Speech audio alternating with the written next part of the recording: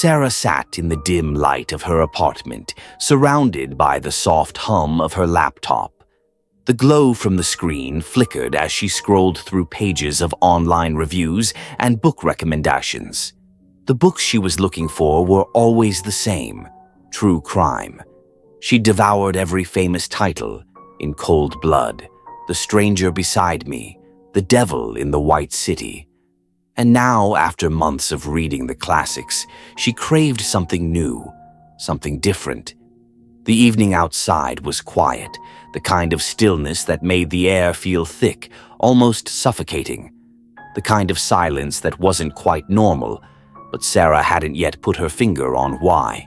She ran a hand through her hair, stretching her neck and glancing at the clock. It was nearly midnight. The city lights outside her window flickered, and the sound of a distant siren echoed through the streets, a soft reminder that life continued beyond her four walls. A knock. It came gently at first, almost like a tap on a door. Sarah froze. The sound had come from the hallway outside her apartment. She looked toward the door, her heart picking up pace. The knock came again, this time louder. She stood, her legs stiff, her pulse hammering in her ears. "Hello?" she called softly, walking to the door. No answer. She frowned, her brow furrowing in confusion.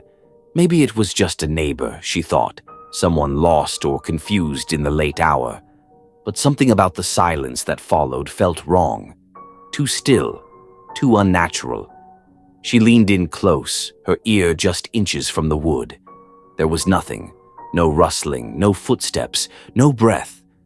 The tension crawled up her spine, her skin prickling. Slowly, she reached for the handle, her fingers cold.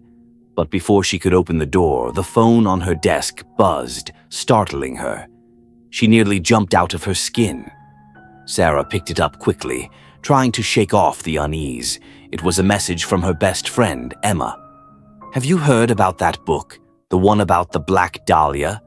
People are saying it's cursed." Sarah's thumb hovered over the screen, hesitating. She'd read about the Black Dahlia.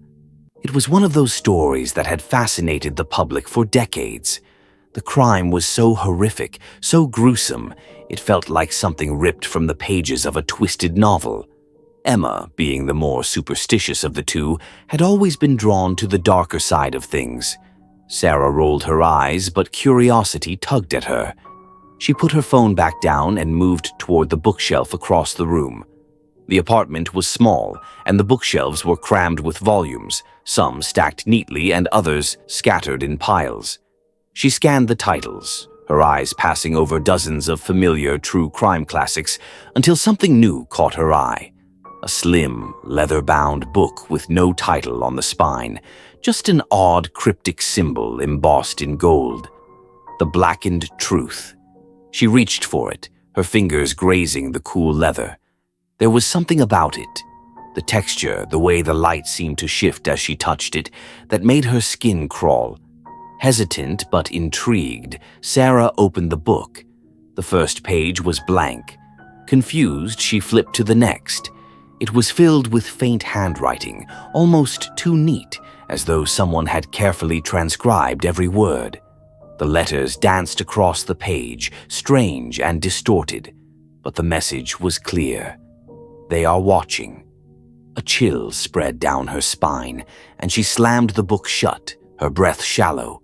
She turned to look around the room as if expecting to see someone lurking in the corners, but there was nothing. The walls felt suddenly oppressive, as though the apartment itself was holding its breath. Sarah paced the room, trying to calm herself. It was just a book, she told herself. Nothing more. Yet the feeling of being watched grew stronger, and as she walked past the window, she glanced out at the street below. The lights were dimmer now, and there was a shadow moving in the alley. Her heart skipped a beat. She moved closer to the window, pressing her forehead against the glass. The shadow didn't seem to move, just lingered in one place like it was waiting for something, or someone. And then she saw it. A figure standing in the darkness, its shape half hidden by the corner of a building. It was as if it had been waiting for her to notice. Her breath caught in her throat. Before she could retreat from the window, a sudden loud knock echoed through the apartment again. This time it wasn't at the door. It was coming from the wall behind her, soft but insistent, like someone was knocking from the other side. Sarah spun around, her pulse racing. She didn't know what to do, what to think. She backed away from the wall, her mind spinning in a frantic whirl of thoughts. The knock came again, louder this time, and then a scraping sound, like nails dragging against wood, followed by a whisper, a low, guttural voice, almost too faint to understand. "Come, closer." Sarah's heart pounded in her chest, and she backed toward the door. The scraping sound grew louder, more frantic. The voice twisted, now unmistakable. "You are next." Panicked, she bolted from the room and ran into the hallway, her breath ragged. But as she turned the corner, she saw it. The book. It lay on the floor in the middle of the hallway, opened to a new page, and scrawled across the top in dark ink, the same message she had read earlier. "They are watching." A cold hand gripped her chest. It wasn't the book. It wasn't just the darkness. It was something else, something older, deeper, something that had been here long before her. And then the whispering started again, too close to be ignored. "You're already part of the story." The door behind her slammed shut, and Sarah was never seen again.